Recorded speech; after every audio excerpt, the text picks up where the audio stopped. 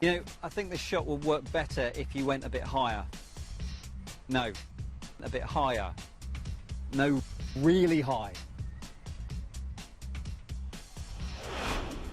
Yeah, that's better.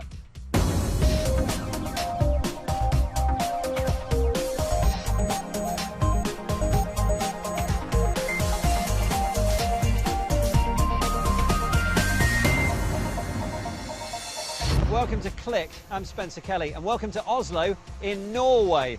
Now, if you're wondering why we have such a spectacular opening shot this week, well, firstly, it never hurts, does it? But secondly, it's because this week we're looking at the latest unmanned aerial vehicles. These are the drones. Yep, we're up in the air to find out how to fly and film from drones, big and small. We'll take you to flight school to hone your piloting skills, and we'll get the lowdown on the research that could make these things make themselves. All that plus the latest tech news and the very best of this week's web in Webscape.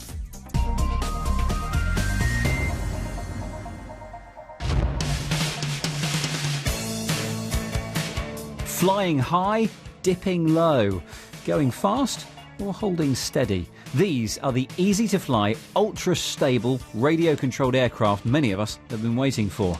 And coolest of all, they now come fitted with cameras. In the last couple of years, drones have hit the skies, and they're already being put to work in all kinds of fields, from following the action on the pitch to getting that £1 million mansion shot for your property sale. Hobbyists are also taking some pretty amazing shots and giving birth to two new buzzwords in the process. Forget Instagram and the selfie. All rise for Dronestagram and the droney. Of course, the word drone conjures up darker pictures too. It's also the name given to the much larger remote-controlled planes controversially used in warfare.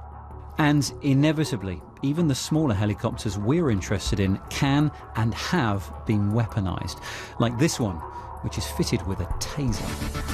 But there is evidence that drones can save lives too, by acting as eyes in the sky in search and rescue ops. Some can even fly autonomously, following the owner as they do things where you really do need both hands on the job. Looks good. And, of course, they are a godsend for low-budget filmmakers who can now get the shots they've only ever dreamed of.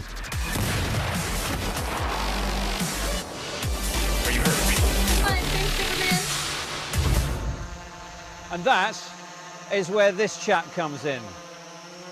This is the Mini Pro, and it's the first of its kind. A really compact drone capable of carrying heavy stuff like professional film equipment. And this is the kind of thing it can do.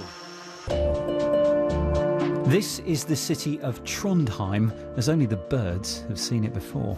Norwegian production company Fram Film specialises in filming scenery from interesting angles. And as camera operator Grim Berg explained, drones give you many different perspectives from one camera. You can do interesting aerials that a helicopter can't do. You can go a lot closer to a subject. You can follow someone through the park. You can go from close-up of you, for example. In one shot, go up and see this whole park. And it seems like it just needs a couple of people to do what previously would have taken a lot of people, even if it's just going smoothly along the ground. Yeah, it's replacing a lot of dolly shots. It's replacing a lot of crane shots that usually would need 10 people to do. But it's also something in itself. It's a completely new thing. And when something is new, it's very exciting as well, visually. The Mini Pro has 8 blades, 2 on each of 4 ultralight carbon fibre arms. It's carrying a Canon 5D, the type of stills camera that also shoots very high quality video. And this isn't the only drone we've come to see. As pilot Eric Solberg configured this 8-armed beast, I got the tech breakdown from Grim. I like this, first of all.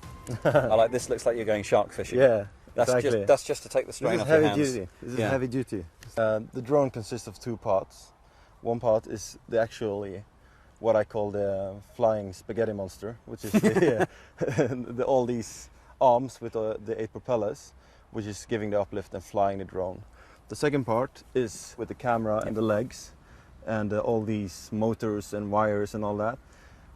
We can control the camera itself. So we can tilt and we can shift and we can pan and do some interesting camera shots. So and this is more than a one-person job. This is a two-person This is basically job. two separate things stuck together in 2 separate operators. It is possible to fly a drone one man alone, but if you want to do this professionally and you want good results, you need 2 people. There is 1 camera operator, like me in this case, and 1 pilot, which is Eric. And with so much power and weight to control, you can see why you wouldn't want to try and steer the copter and the camera at the same time. Oh my goodness, it's gone.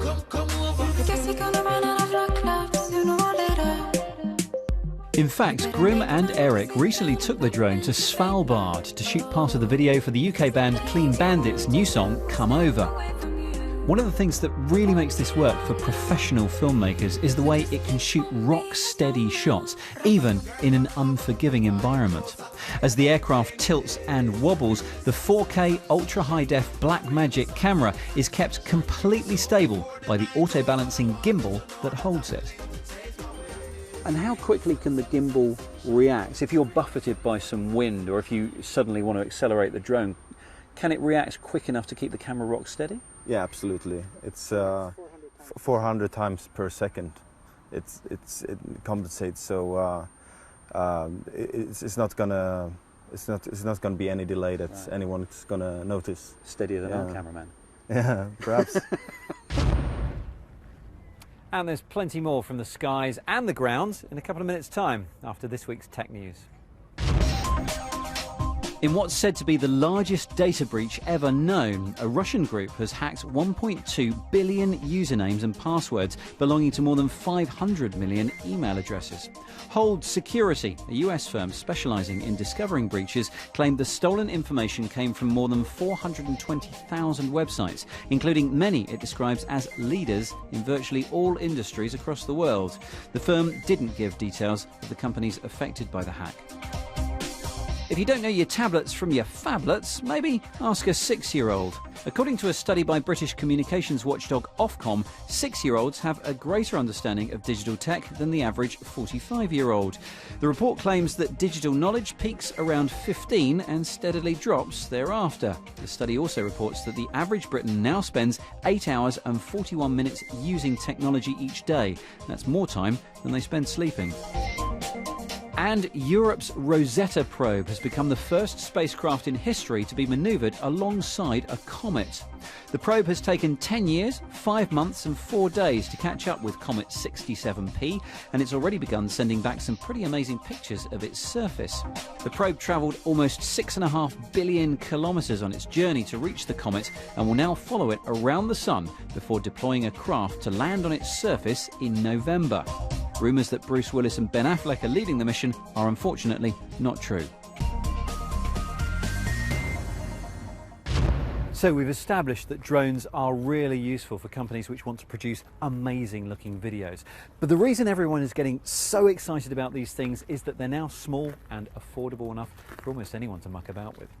They are not, however, quite easy enough to just unbox and fly. And there are rules about where you're allowed to fly them. For example, not near the Norwegian Royal Palace. And that's why Jen Copestake, Mark Chislak and I decided to spend a day at flight school. Few things compare to the tranquility of the countryside in summer. Tranquility we're shattering with our drones.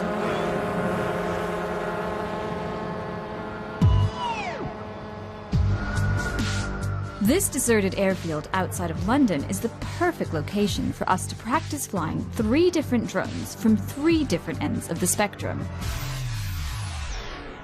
But before taking to the skies, it's worth seeking advice from an expert radio control aviator.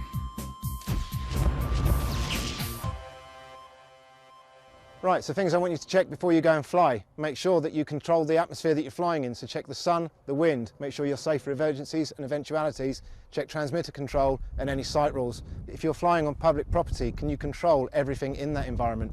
If a horse rider was to come through, a dog walker, can you make sure that you're safely away from them?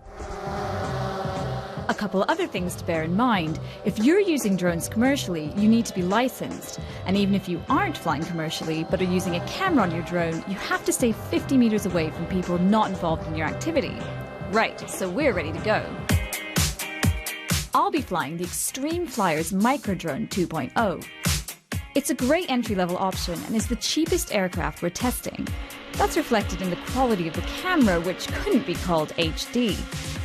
Its controls are designed for real pilots, so it can be difficult to get to grips with if you've never flown an aircraft before, but you should be in control with a few hours of practice. A special algorithm helps you do tricks in stunt mode. It's incredibly nimble, perfect if you're filming extreme sports. And despite its delicate appearance, it is very rugged. And if anything did break, its modular design means it's easy to replace any parts. And some of them can even be 3D printed. And one of the most amazing things about it is you can launch it from the ground or from the air.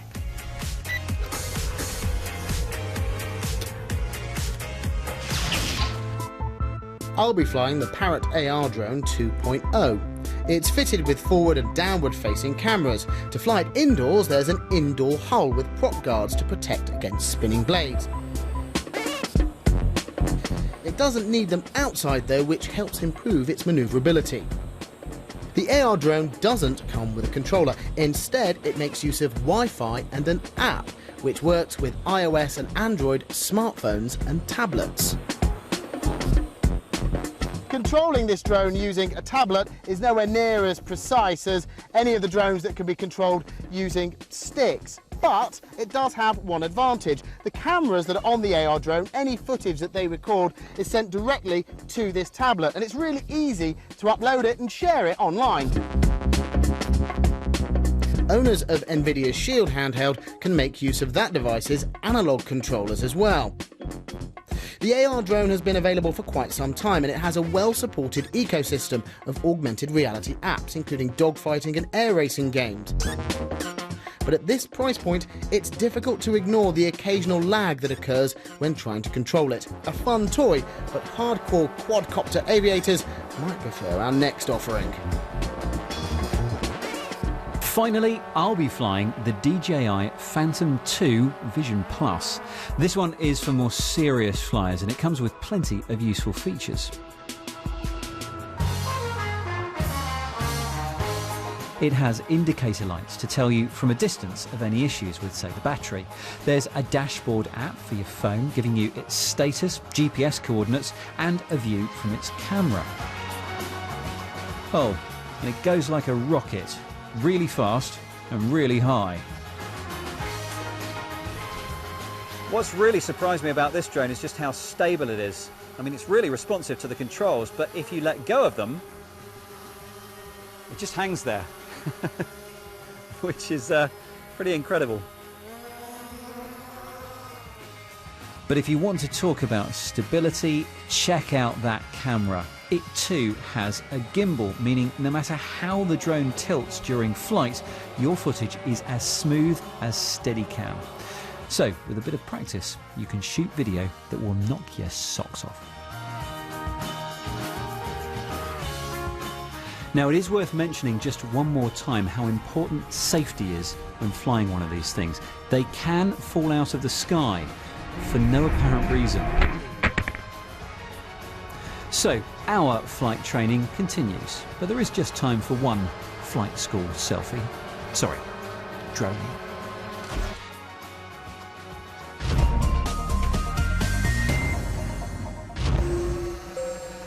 We've looked at the rules for flying your drones at home. Now, the aircraft we're filming with in Norway are, of course, much heavier duty than those you can buy in the shop. In fact, they're custom made by drone pilot and ex-engineer Erik Solberg at his Oslo workshop. I joined him while he was tinkering with the Mini Pro that we filmed with earlier to find out what makes him and his drones tick. And he told me that these things wouldn't be here at all if it wasn't for the mobile phone. The development in the sensors and gyroscopes and accelerometers, which are actually a part of every iPhone and every mobile device today. You know, those that makes, when you flip the screen, it turns around. Without those sensors, it wouldn't be possible to do this. So if it goes a little bit like this, it sends a signal to increase the power here and decrease here a bit.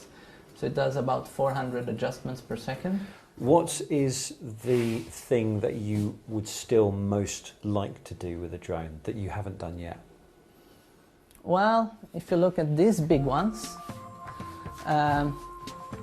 this one here can lift approximately 100 kilos. I weigh 75. So my craziest idea is to actually make a harness similar to those 60s jetpacks, have the drone over me, and, you know, just take off and fly. I find this drone technology fascinating. I think you could tell that, couldn't you?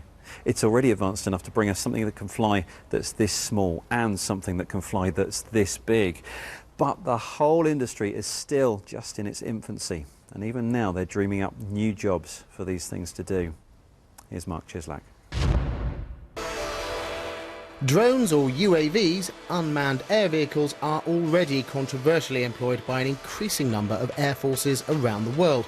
BAE Systems is building what it thinks will evolve into the next generation of this technology. Called Taranis, it's an aircraft designed to demonstrate technological capabilities, from stealth to advanced computers, which fly the aircraft to and from its missions. Taranis is designed to have limited autonomy. Human pilots can still control the airplane remotely from bases thousands of miles away. The aircraft is designed to be almost invisible to radar. That drives the shape of the aircraft, and that by definition makes it quite difficult to control. The airplane has to fly itself. The pilot is too slow when it's on the ground to respond to that. So what the pilot is doing is he's commanding the vehicle, he's telling it where to go, but the detail of how the airplane flies is done on board by the mission system and the computers. Much of the detail of this project is still top secret. BAE is more forthcoming about some of its other future concepts though, including the Transformer drone, which saves fuel by forming up into an aerodynamically efficient wing. When the aeroplane arrives at its destination, it can split into 3 separate aircraft to perform individual tasks. There's also the drone with an onboard 3D printer, which could print parts, equipment or mini drones as required while performing a mission. Concepts like these, though, are still some way from making the jump from computer-generated animation to reality. We've pitched this as being a possibility towards the 2040s. Now, we don't imagine that every single component of one of these mini UAVs to be 3D printed, but rather where you have common components across a range of possible UAVs that may be produced, then we may simply have those prefabricated and select them from a type of carousel. Some ideas might just be a bit closer to flying in the not too distant future, using drones to rescue people from remote or dangerous locations, for instance. While drones might be able to save people in the future, they're saving animals' lives right now.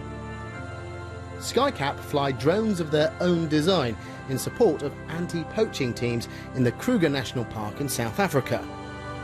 Kruger are losing 1,000 rhino a year, so the brink of extinction stuff is going on. With the anti-poaching work that we originally started with approximately 2 years ago, we used fixed-wing aircraft to provide a surveillance up to about 10 kilometres range. We began to realise that you can't land a fixed-wing aircraft in a forest or in dense savanna scrub. So we wanted to look at a way to use multi-rotors to do that kind of work. But the problem was that multi-rotors, because of battery technology, can only stay in the air usually for about 10 or 15 minutes. So we have created a long-endurance quadcopter, which will give us 60 minutes in the air, carrying a thermal camera or a spectral imager, so that we can get our anti-poaching teams the time they need to make an interception as required on the ground. From military operations to rescuing people and preventing poaching, it would seem that the skies are about to get an awful lot busier. Mark Chislak. And from the open skies to the open road next in Webscape. Now, if you are of a biking persuasion, you'll love exploring the world on two wheels, no doubt. But apparently the very next thing you need to do when you finish each trip is blog about it, at least according to Kate Russell. Not many people get to live out their dream of exploring the world. But for photographer Alex Chacon, burning up 125,000 miles on his motorbike was just the start. You can see the routes he took and enjoy the outstanding photos and video he shot at modernmotordiaries.com. The most epic journey Alex has undertaken so far was a 500-day ride from Alaska to Argentina, and you can experience the stunning and extreme roads that cross Latin America riding along with him in this first-person perspective video.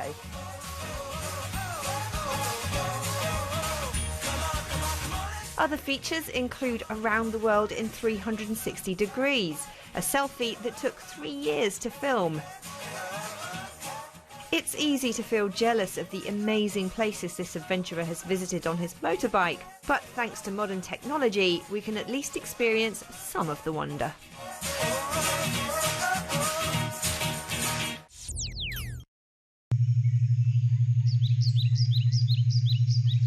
One app that might come in handy after a long motorbike ride is Brainwave, which is £2 on iOS.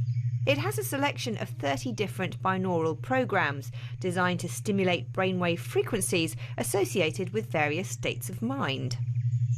You'll need to put on headphones or listen on decent stereo speakers. Then the effect of the tones at similar frequencies playing into your ears is supposed to promote a third frequency that can have a physiological effect on your brainwave activity to do things like stimulate your memory, relax for meditation, or de-stress you after a hard day and boost your motivation. You can choose to play the binaural tone sequence mixed with music from your iTunes playlists,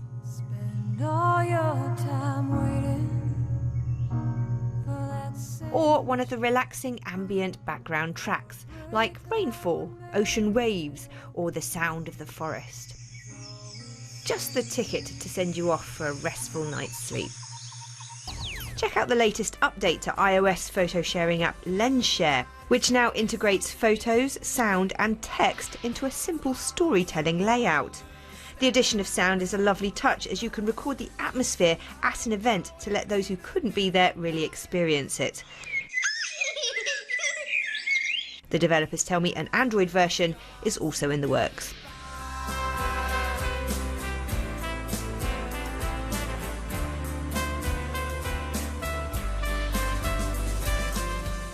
If only everything in life was so clearly labelled. Thank you, Kate. And that's it for our drone special from Norway. Hope you enjoyed the shots. They were a bit more dynamic than normal, weren't they? For more from us, check out our website, bbc.co.uk/click. And of course on Twitter, we live at BBC Click. But that's it. Thanks for watching. And I will leave you with a pretty tasty view of Oslo.